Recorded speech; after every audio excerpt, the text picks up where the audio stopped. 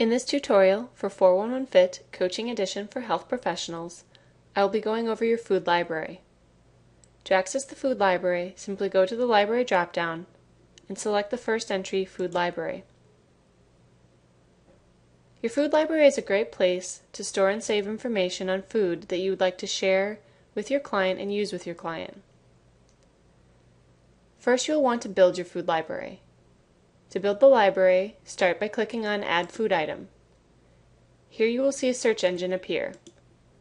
411 Fit has nearly 500,000 food entries for you to choose from, including the USDA database, a whole host of packaged foods and consumer foods.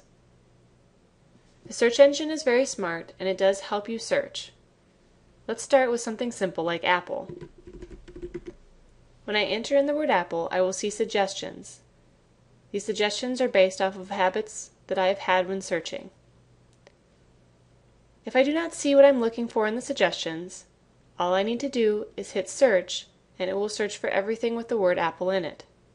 However, if I do see what I'm looking for example, apples raw with skin, I will simply click on that and all of the information meeting that criteria will show up. There are several things to note in the results for apples raw with skin. First, the star to the far left. This denotes a 411 Fit approved library entry. It is something that we have verified for accuracy. Next, the information icon. Here, when I click on this icon, I will see all the detailed information for this food. It allows me to determine if this is in fact the food that I'm looking for. I can also see where it came from, here, the USDA food database. Next, as I scroll over, if I decide that this is what I want to add, I can add this to my library by simply clicking on Add to Library. A green check mark will appear, denoting that it has now been added to my library. If I cannot find the food that I'm looking for, I can always enter my own nutrition label. Here I enter in all the information pertinent to that item and hit Save. Once I hit Save, it will be added to my food library. Let's go back to our main library and look at a few things. First, you can filter your library.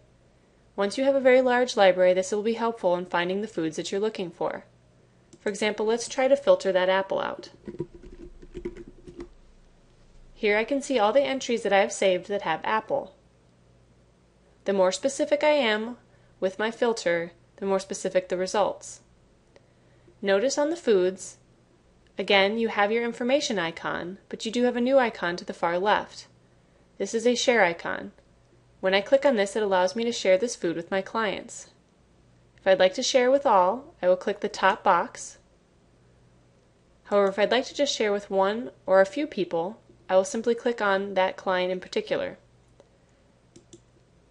I can send the client an email notification that I've shared something, and then click Share. I've now shared this item. If I move further right, note that I can edit this item. If I'd like to change any of the information about this item within my personal food library, I can. Once I've made the changes, they will be saved permanently. Next, note also that I can delete this item. If I find that this is not the item that I want anymore, or I want to clean up my library, deleting is as simple as clicking the button. This concludes the tutorial for 411 Fit's Food Library.